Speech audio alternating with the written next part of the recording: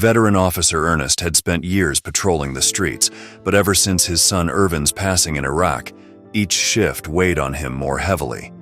Today, as he noticed an approaching truck, something about its driver stopped him cold.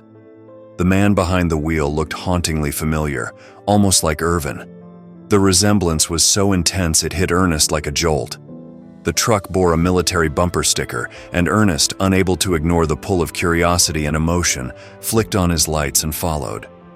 Behind the wheel was William Jaswinski, a veteran and PTSD survivor enjoying a peaceful drive.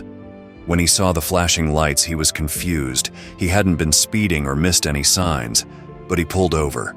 As Ernest walked toward the truck, he felt his heart pounding, his steps slowing as he approached. The closer he got, the more undeniable the resemblance became, and he stood by the window, stunned into silence, staring at William as if he'd seen a ghost. Seeing the officer's shock, William grew concerned and gently asked if everything was all right. After a long moment, Ernest seemed to shake off the trance, blinking as if to ground himself. "Good morning," he managed, his voice unsteady. "I'm sorry. For a second I thought you were someone else." Perplexed, William asked if he had done anything wrong. Ernest, still visibly shaken, assured him he hadn't.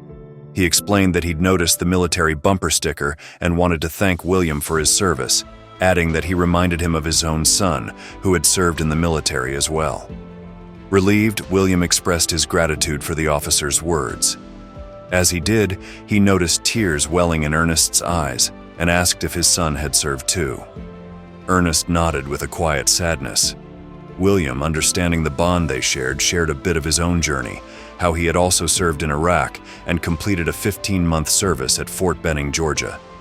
Ernest took comfort in William's story, finding solace in this chance encounter.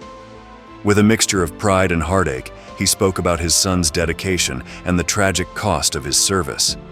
"He was so proud to serve," he whispered, his voice heavy with both love and loss. As William sat in his truck, he saw the officer's demeanor shift from professional to vulnerable, a glint of pain and longing in his eyes. Slowly, Officer Ernest began sharing his story, and William listened with empathy.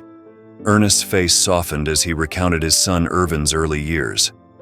Irvin had been a bright and lively child, full of curiosity, a source of endless pride for his father. But life wasn't always easy at home. Ernest's job required long hours, and financial stress was constant, leading to frequent arguments with his wife, Sarah. Their once solid relationship began to strain under the weight of these challenges.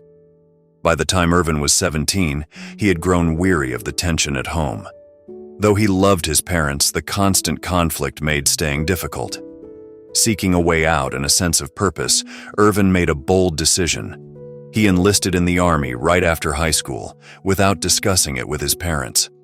The decision shocked both Ernest and Sarah. They feared for his safety, especially with the ongoing conflicts in the Middle East. But Irvin was determined. He saw it as both an escape and a calling, a chance to serve his country and find a purpose of his own. After Irvin returned unharmed from basic training and his first tour, Ernest's fears slowly transformed into a cautious pride. He admired Irvin's bravery, seeing the values of honor, duty, and service reflected in his son. Sarah, however, remained anxious and repeatedly begged Irvin not to return to Iraq, urging him to consider a safer path. But Irvin was steadfast. He believed deeply in his mission and felt a responsibility to his fellow soldiers. Irvin completed 2 more tours, finding comfort in his father's pride, even as his mother's fears weighed on him. Tragically, during his 3rd tour, Irvin was killed in action. The family's world shattered. Ernest vividly remembered the day uniformed officers knocked on their door, confirming their worst fears. The loss devastated the family. Sarah and their daughter Lizzie blamed Ernest, feeling he had encouraged Irvin's military path. In their grief, they believed that had he discouraged Irvin, their son might still be alive. This belief drove a wedge between them, and after 23 years of marriage, Sarah divorced him, taking their 16-year-old daughter with her. As Ernest shared this deeply personal story, William could see the profound love and pride he had for his son, intertwined with immense grief. Ernest had lost not only his son but his family. Though proud of Irvin's heroism, he was haunted by the question: was he somehow responsible for his son's death? This doubt, unresolved, lingered with him every night. William understood the weight of loss, having lost close friends and feeling the deep ache that came with it. He knew he couldn't take away Ernest's pain, but hoped that his presence might offer some comfort. Ernest gathered himself and thanked William for listening, admitting that William's resemblance to his son had stirred powerful memories. Touched, William reassured him of Irvin's bravery and sacrifice.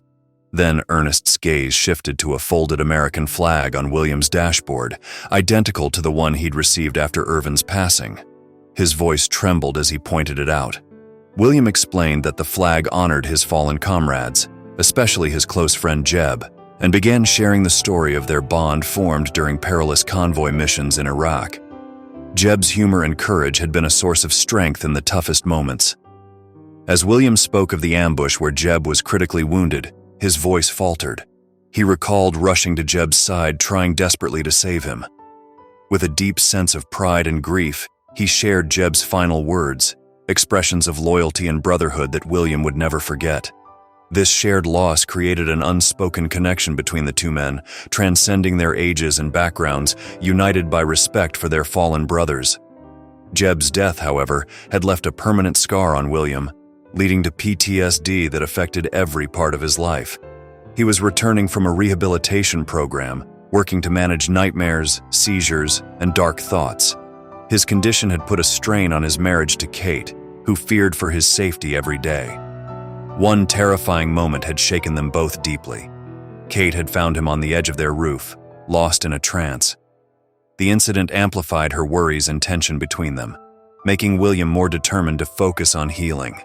Through everything, he found some comfort in the folded flag on his dashboard, which kept Jeb's memory alive and made him feel as if his friend were still by his side.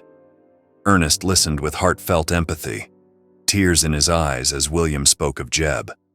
For a moment, they were not an officer and a civilian, but two men bound by the shared experience of profound loss. "Thank you for sharing Jeb's story," Ernest said, placing a hand on William's shoulder. "My son would have been proud to know men like you and Jeb." After a moment, Ernest quietly asked, "Would you mind stepping out of the truck for a second?" William hesitated but sensed the significance of the moment and got out, meeting Ernest's sorrowful yet grateful gaze. "Could I ask you for a hug?" Ernest asked softly, his voice thick with emotion. "You remind me so much of my son." Without a word, William stepped forward, and they embraced tightly. In that moment, they let their tears flow, sharing a profound moment of connection and mutual healing. The hug offered a brief release from their overwhelming grief, a small solace amid the weight they both carried. As they parted, Ernest reached for his handkerchief, and a photo slipped from his pocket, a young soldier with a bright smile. "This is my son, Irvin," Ernest said, his voice thick with sadness. William's eyes widened in shock. "That's Jeb," he exclaimed. "We called him Jeb in the field." The revelation stunned them both.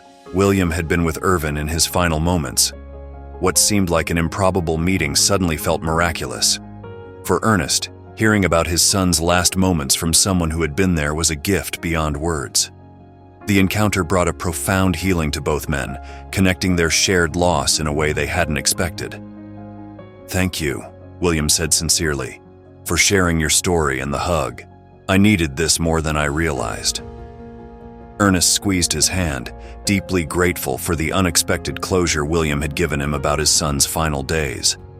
They exchanged contact information before parting, both feeling a sense of peace and healing from their chance encounter. As William drove away, his heart felt lighter, having discovered a new side of his best friend. Ernest watched him go, comforted by this newfound connection to his son. In the days that followed, both men reflected on the powerful impact of their meeting. What began as a routine traffic stop had turned into a moment of deep emotional significance. They stayed in touch, finding comfort in sharing memories of Irvin or Jeb and in supporting each other through the long journey of healing. Their unlikely friendship became a beacon of solace amid their grief. Their story is a poignant reminder of the unexpected connections that can bring healing and the power of shared experiences to ease the burden of loss.